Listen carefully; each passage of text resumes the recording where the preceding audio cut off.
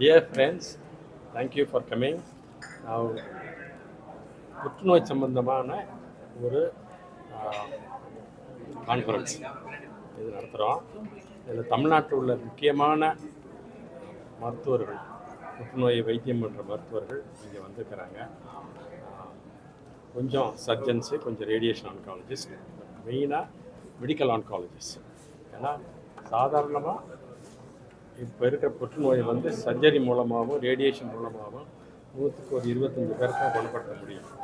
அதுக்கு மேலே குணப்படுத்தணும்னா systemic treatment சொல்கிறோம். அதாவது ரத்தத்தின் மூலமாகவோ அல்லது வாய் வழியாகவோ மருந்துகளை செலுத்தணும்.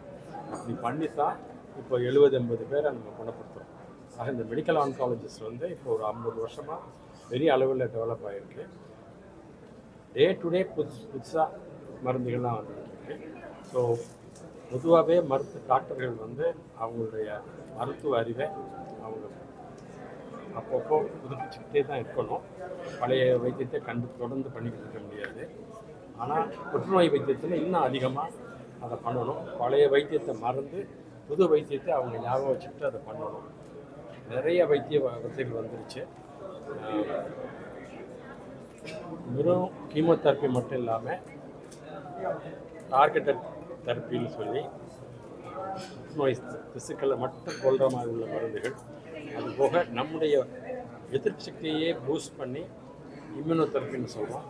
புற்றுநோயை அழிக்கிறதுக்கான புது மருத்துவ வசதியெல்லாம் வந்திருக்கு. இது சம்மந்தமாக பேசுகிறதுக்கு தான் இப்போ இந்த 1.5 நாள் இந்த கான்ஃபரன்ஸ் நடத்துகிறோம். கிட்டத்தட்ட தமிழ்நாட்டில் உள்ள அவ்வளவு புற்றுநோய் மருத்துவர்களுமே வர்றாங்க. இன்னும் ஈவினிங்கெல்லாம் இன்னும் வருவாங்க. இதனால் பொதுவாக இது பரவலாக தமிழ்நாடு முழுவதும் மக்களுக்கு ஒரு லேட்டஸ்ட்டு மருத்துவ அறிவு அவங்களுக்கு போகும். அதனால் மக்களுக்கு நல்ல பயன் ஏற்படும்.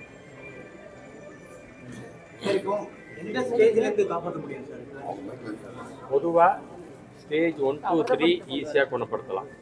ஸ்டேஜ் 4 வந்து சில வியாதிக்கு, உதாரணமாக லிம்போமா, லியூக்கீமியா, அப்புறம் டெஸ்டிகுலர் டியூமர், அந்த மாதிரி சில வியாதிகள் தான்.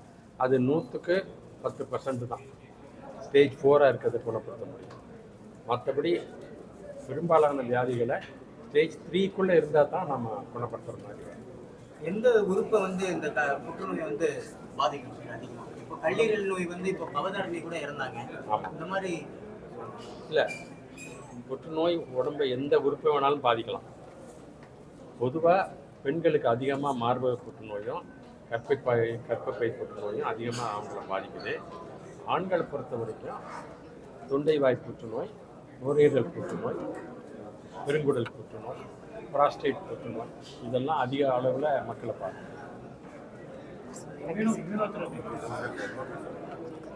இம்யூனோதெரப்பிங்கிறது இப்போ ஒரு 5-6 வருஷமாக வந்த புது கான்செப்டு.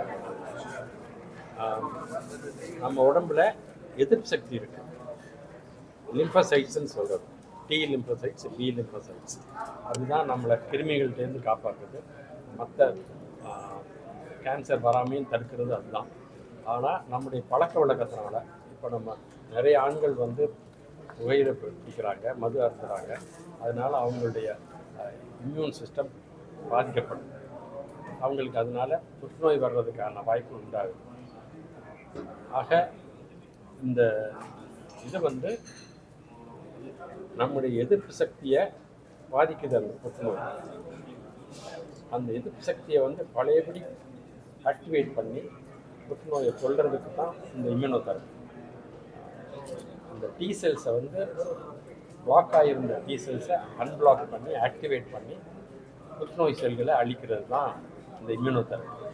இது பெரிய அளவில் வந்துட்டு ரொம்ப முற்றின நிலையில் இருக்கிறவங்க கூட இந்த வைத்தியத்தினால குணமாகிறதுமான ஒரு வாய்ப்பு இருக்குது. முக்கியமாக இப்போ கல்லீரல் புற்றுநோய் பற்றி நீங்கள் கேட்டுருக்கீங்க. அதுக்கு முக்கியமான வைத்தியம் ஆரம்ப நிலையில் இருந்தால் அறுவை சிகிச்சை மூலமாக பண்ணலாம். அடுத்த ஸ்டேஜ் போயிடுச்சுன்னா இந்த இம்யூனோதெரப்பி கொடுத்து அதை சுருங்க வச்சு அறுவை சிகிச்சை பண்ணி குணப்படுத்தலாம். ரொம்ப முத்தி போனால் தான் கஷ்டம். ஸோ அப் டு ஸ்டேஜ் 3 வரைக்கும் இதை குணப்படுத்தக்கூடிய ஒரு வாய்ப்பு இப்போ வந்து.